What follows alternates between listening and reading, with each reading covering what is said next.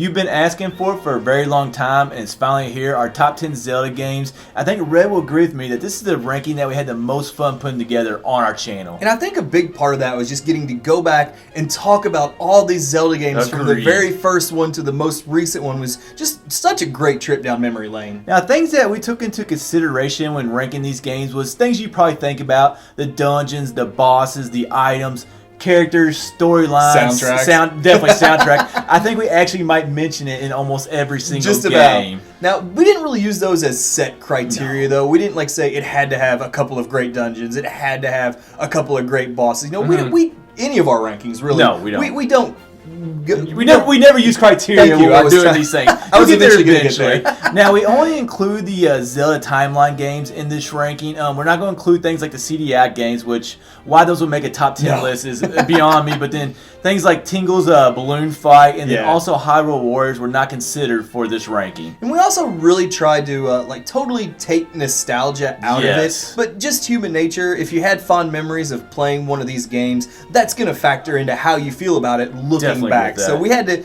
nostalgia factored in a little bit. Yeah, like I said, it's human nature. Like, it's just going to happen. Now, do remember, these are just our opinions. Like, so if you disagree with us, that's absolutely fine. Nobody's going to have the same 10 Zelda games. No.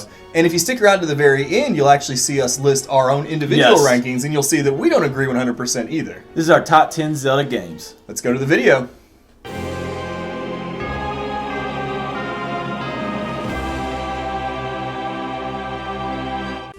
For being a handheld game, Minish Cap actually had some really good visuals for its time. I think a lot of that was because of the art style. It just made the game very festive and happy, or it could have been the festival that was going on at the beginning of the game. But they still managed to put together some strong dungeons and boss fights like Glee Rock, Skyward Pair, some of the best boss fights. I just loved a lot of the areas they had. We see them in other Zelda games, but the fact that they had this many, this detailed on a handheld was really incredible. And the mechanics that they really introduced in this game, like you have the Minish ability, just loved them. And also the ability to multiply or duplicate Link, I thought were really well done. Just being able to go up inside a house, like on the Raptors, and then also see everyday small things look huge was just a really cool concept. And the puzzles built around the duplicate ability, I thought were really well done and added some challenge to the game. Now, the whole sky area that was first introduced in this game, I really loved that whole area. And then Vati, a really cool boss like that we usually don't get in Hyrule. And we're so used to Ganon being the main guy, so having somebody a little different was a nice change of pace.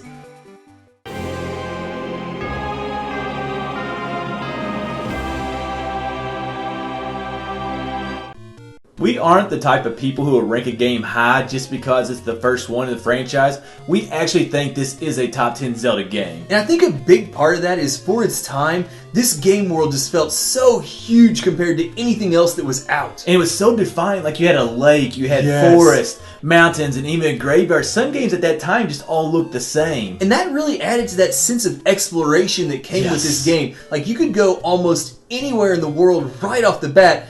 You might die horribly when you do it. True. And that's there. And that's another thing. This game was really difficult, but I actually ended up liking that. Just games were harder at that time, and just it was still fun. And there was a nice little challenge of like you could do things a little bit out of order if you wanted to. You weren't stuck in one set pattern. And then also the dungeons, 9 incredible dungeons. I actually like that they were all a different color. It made the dungeon a little bit different. Plus, you get the introduction of enemies, items, and even some like phrases that are still used in Zelda games today.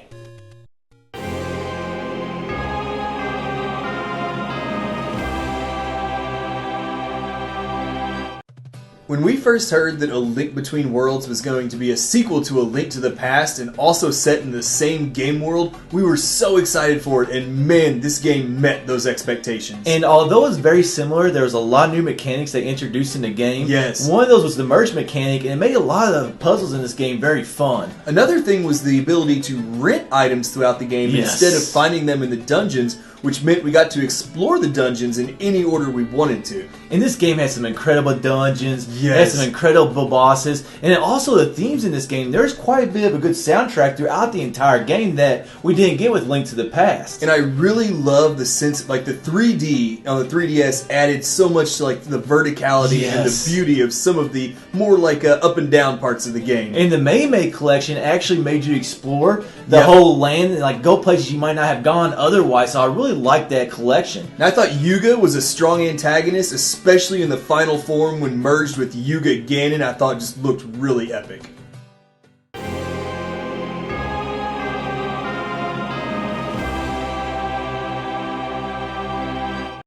It was nice to get out of the land of Hyrule for a change of pace, and this is the first game that allowed us to do that, and just, it was an awesome game on the Game Boy system. And speaking of getting away from Hyrule, like, I just love the mystery around, like, Colin Island and what was really going on that, like, slowly unravels as the game goes along. Like with the bosses being nightmares and then having nightmare keys. And one thing I liked was the side-scrolling kind of brought us back to Zelda 2. Yep. And then we also had some Mario enemies. And I love the beach scene with Marin. To me, that's one of those just images from Zelda that's all you always remember. In the dungeons, they each had their own theme. That was also the first time we got that in Zelda, so that made all the dungeons very unique and different. Speaking of unique and different, the world was huge. Yes. It just had a good variety of different areas, which again was really impressive for a Game Boy game. And Tao Tao High is just like with the views of the ocean behind you. Yep. That was just a really fun area. And I really like the idea of like bringing these instruments together to eventually break open the egg to get you to the final boss. And then the final boss, all the stages, we saw some Aghanim, we saw some Ganon. Like, it's really just cool. like a lot of great stages in the boss.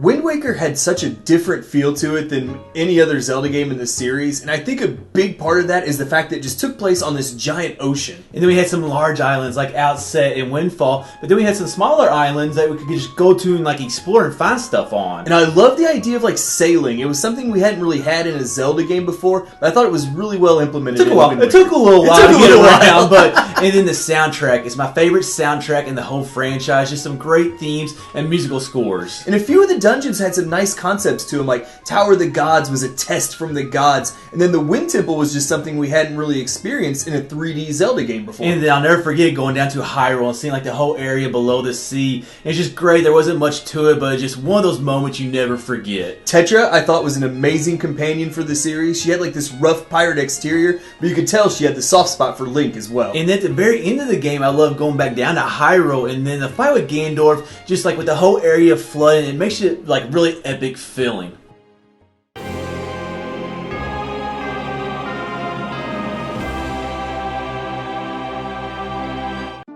For once, I think most of you will agree with Red and I that this is the darkest game in the Zelda franchise, and the reason for that is we have a moon coming at us, and we only had 3 days to save Termina. And I think that really comes through in the dialogue with some of the characters. It's like everyone knows they're living out the last couple days of their life, and it leads to some great character interactions. And going along with that, this game focuses more on the side quests than it does the dungeons, but I actually thought the dungeons were very strong. I like the transformation mask and the abilities they gave us in the dungeons. Oh, plus those transformation masks opened up so many more like puzzle and combat mechanics that we hadn't seen before, and they just continue to build as the game goes on. And there's some really emotional scenes in this game, and the one that always stands out to me is like the whole couples mask, like the whole side quest that goes along with that one. Just such a great quest. Now the time mechanic could be a little bit of a pain, but also it does lend a sense of urgency, plus you gain the ability to kind of manipulate it a little bit. And this game also has Stone Tower Temple, one of the best dungeons ever. But then like the final boss, I love how it felt like we were just fighting Majora's Mask.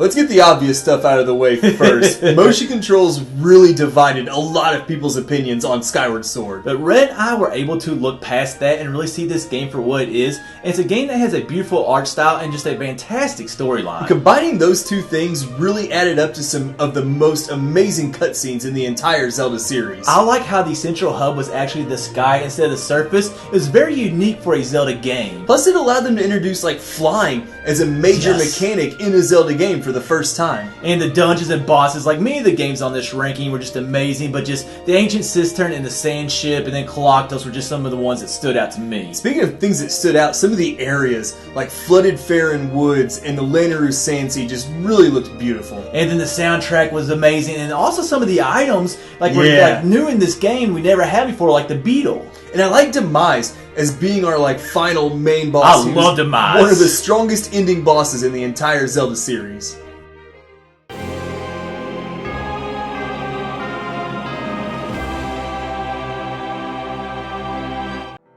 This is a darker Zelda game. Now, it's not as dark as Majora's Mask, but it's a game that's more mature, and we really needed that after Wind Waker. When you say mature, you're talking about Telma's boobs, aren't you? Yes, exactly, yes. But speaking of Telma, there was a great cast of supporting characters like Telma, Renato, Colin, and Ilya. And I love how the world was so big, like there's a lot of areas, and just so much to explore. And going along with that, there were so many more dungeons than several of the other Zelda games. I kind of miss that now. And it brought along like a lot of new items. We got the ball and chain, we got the double claw shot, and then we also got our favorite item in the entire franchise, the spinner. Speaking of our favorites in the entire franchise, how about the fight with Star-Lord, our all-time favorite Zelda boss fight? And then the soundtrack is like not as happy as other Zelda soundtracks, but it really went well with the game, and then some of the cutscenes were just very amazing. Now, I thought the final two boss fights, like, you had different stages with both Zant, and then the 4 stages of Ganondorf just really made it feel like a big, important fight.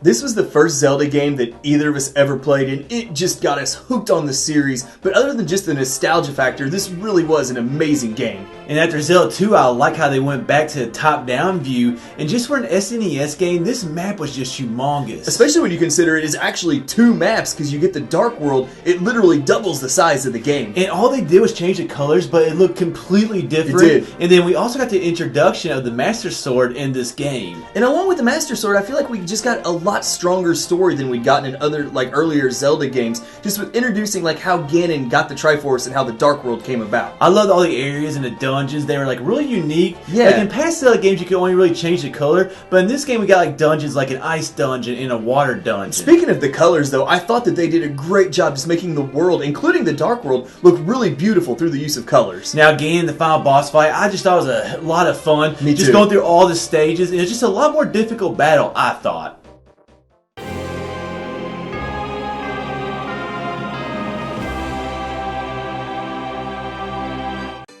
I was so excited for the N64 when it first came out, and the main reason was this game, and Nintendo just nailed it out of the park with their first 3D Zelda game. Just everything came together so beautifully. And we kind of knew that that was going to happen the second we stepped out into Hyrule Field for the first time, and we saw how massive and beautiful that this game world was going to be. It actually felt like you're part of that world, like you had the market, you had all the interaction, and then also the storyline we got in this game really pushed the franchise forward. And I really loved how the different parts of Hyrule just felt so distinct from each other. You had the desert, Death Mountain, Lake Hylia, they all felt so different. And going along with the 3D, we also got like a big sense of verticality. And the best example I can think of is Gerudo Valley with that bridge over the huge canyon. And 2 of our all-time favorite Zelda dungeons, the Spirit Temple and the Forest Temple, came from this game. And then how about the soundtrack? There were so many amazing themes in this game. And everything about the Ganondorf fight, from the approach, Agreed. the multiple stages, and the collapsing tower, all added up to an amazing final boss.